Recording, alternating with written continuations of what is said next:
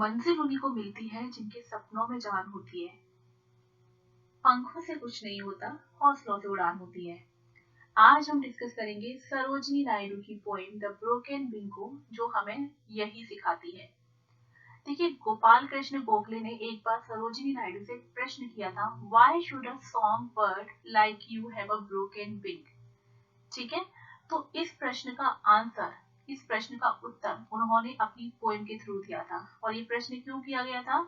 क्योंकि 1917 में ये पोएम आई थी, ये पब्लिश हुई थी।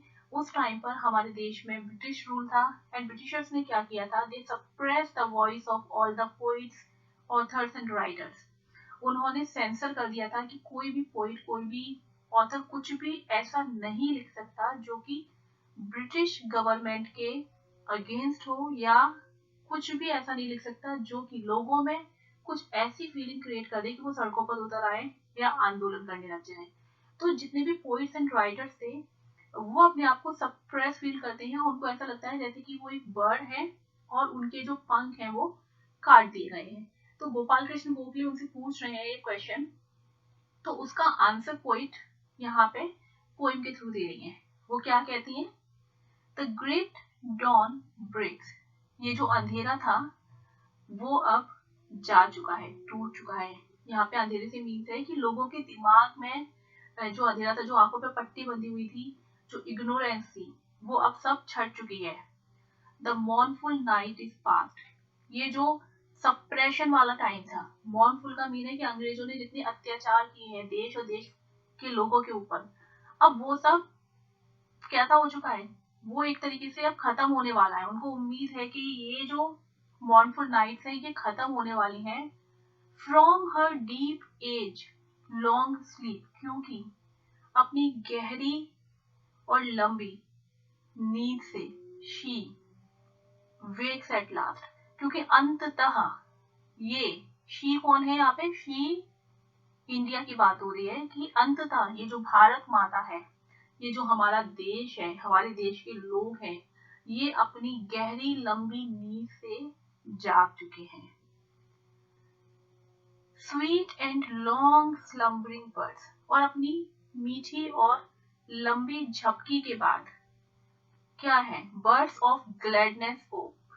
अब इनकी ये जो लंबी झपकी थी, जो कि अभी इतने दिनों से नींद में थे या अंधेरे में थे, अंधकार में थे, अब अपनी इस झपकी से जब ये उठे हैं ना, देखो दो तरीके का जागना होता है। एक तो होता है नींद से जागना, लेकिन यहाँ पे नींद से जागने की बात नहीं हो रही है। जो कॉन्शियस होता है ना आदमी का, जो जागता है, जो जागते हुए भी जागता है, उसकी बात हो रही है। कि कॉन्शियस जो है, जो फ्रीडम के लिए जो उनके अंदर एक आग होनी चाहिए कि हम स्वतंत्रता लेकर रहेंगे, वो जो आग है वो लग चुकी है हर किसी के अंदर, और लोग अपनी नींद से जाग चुके हैं।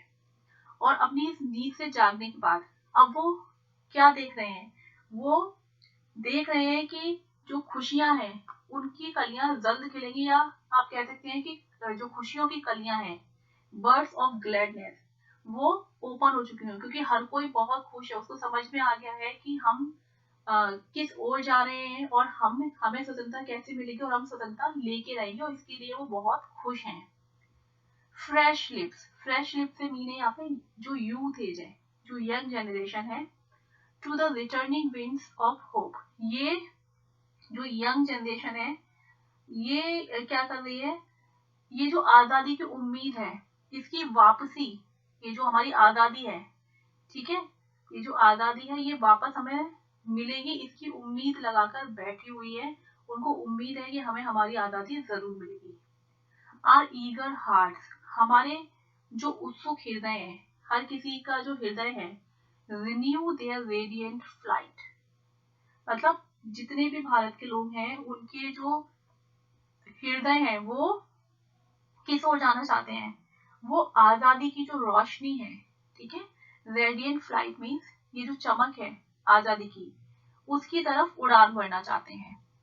Towards the glory of renascent light, मतलब हमारी आजादी की जो एक गरिमा है, जो लाइट है, जो चमक है, वो उसकी ओर जाना चाहते हैं या उसकी ओर चल पड़े हैं। लाइफ एंड आवर लैंड, देश के जो लोग हैं उन्होंने पूरे जीवन भर, और हमारी भारत की मिट्टी ने, मीन्स हमारे देश के लोगों ने, देशवासियों ने और हमारे देश ने एक लंबा इंतजार किया है। किस चीज के लिए इंतजार किया है? देयर डिस्टाइन्ड स्प्रिंग, कि उन्हें उनकी स्प्रिंग, स्प्रिंग का मीन है यहाँ पे इंडिपेंडेंस। ठीक है, जैसे कहते हैं ना कि जब कोई बहुत खुश होता है तो कहते हैं कि तुम्हारी जिंदगी में बाहर आ गई है। तो लोगों की जिंदगी में बाहर कब आएगी? जब वो आजाद होगी। तो वो भी अपनी लाइफ में ये जो बहार है, जो स्प्रिंग है, उसके आने का एक लंबे समय से इंतजार कर रहे हैं, और जो कि उनको मिलके रहेगी, क्योंकि वो डिस्टाइंड है, एक ना एक दिन उनको मिलेगी और वो बहुत बेसब्री से उसका इंतजार कर रहे हैं। Song bird why dost thou bear a broken wing. अब सॉन्ग बर्ड के थ्रू यहाँ पे पोइट्स एंड ऑथर्स को सिंबलाइज किया गया है। तो वो कहती हैं कि हे सॉन्ग बर्ड, मीन्स जितने भी पोइट्स एंड ऑथर्स हैं, तुम अपने ये टूटे हुए पंख का बोझ क्यों झेल रहे हो? तो ये हो गया क्वेश्चन। ये जो पोइम है, ये 2 सेक्शंस में है। यहाँ पे या फर्स्ट सेक्शन देख रहे हैं, ये जो पैराग्राफ है इसे आप कह सकते हैं ऑक्टेव, क्योंकि 8 लाइन का पैराग्राफ है। अब ये जो 8 लाइन है इनमें क्वेश्चन किया गया है। ठीक है, अब इसका आंसर पोइट क्या दे रही है अपनी पोइम के ही through? Shall spring that wakes mine ancient land again, क्या ये आजादी पाने की जो बहार है, आजादी पाने की ये जो ललक है भारत के लोगों के अंदर, ये जगा देगी मेरे इस प्राचीन देश को? मतलब ये जो इतने दिनों से सोया हुआ आजादी की जो इच्छा है, क्या ये मेरे देश के लोगों को, मेरे देश की मिट्टी को फिर से जगा देगी? Call to my wild and suffering heart in vain, और ये मेरे दर्द भरे दिल की ये जो पुकार है, ये कहीं व्यर्थ तो नहीं जाएगी? और फेट्स ब्लाइंड एरोज, भाग्य के इन अचूक तीरों ने, भाग्य के अचूक तीर क्या है? क्योंकि यहाँ पे हम इसे ऐसे समझते हैं कि पोइट्स को जो सप्रेस किया गया है कि वो कुछ ऐसा नहीं लिख सकते, मीन्स उनकी जो क्रिएटिविटी है उसको एक तरीके से हैम्पर कर दिया था ब्रिटिश एम्पायर ने। तो यहाँ पे बिकॉज ऑफ द सर्कमस्टांसेस उनको जो चीजें झेलनी पड़ रही है, तो उस वो जो उनकी सेंसरशिप है, यहाँ पे उसे आप ब्लाइंड एरोज कह सकते हैं कि भाग्य की वजह से या कुछ परिस्थितियों की वजह से ये जो ब्लाइंड एरोज उन्होंने चलाए हैं पोइट्स एंड ऑथर्स के ऊपर, ठीक है, उन ब्लाइंड एरोज के बाद भी स्टिल द पल्सिंग नोट, फिर भी ये मतलब जो बर्ड है, ये जो पक्षी है, वो मरे नहीं है, अभी भी उनकी नब्ज चल रही है।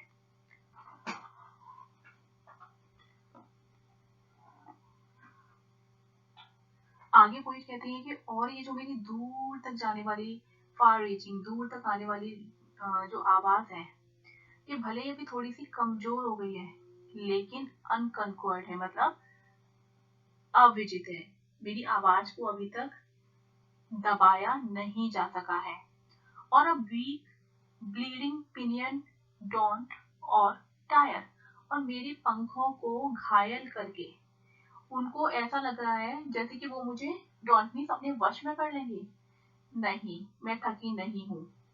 माई flight to the high realms of my desire, मेरी इच्छाओं की जो ऊंची उड़ान है, मेरी इच्छाओं की जो ऊंची उड़ान है वो अभी बाकी है।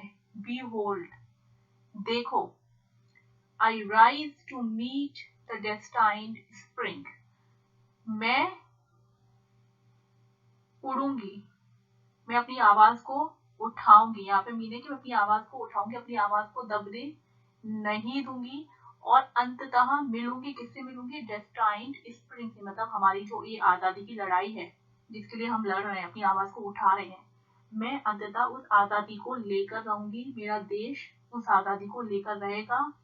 And scale the stars upon my broken wing, और मैं अपने इन टूटे पंखों से ही क्या करूंगी? आसमान की ऊंचाइयों तक जाऊंगी, उन चांद सितारों के बीच पहुंच जाऊंगी जिनकी मैं इच्छा रखती हूँ, या जो जो अचीवमेंट्स मैं पाना चाहती हूँ। स्टार्स का मीन यहाँ पे एक तरीके से है कि वो जिन अचीवमेंट्स को पाना चाहती हैं, जिन जो उनका विजन है कि उनका देश कैसा हो, इंडिपेंडेंट हो, ठीक है, तो वो उसको मिले और वो उसको लेकर रहेंगे।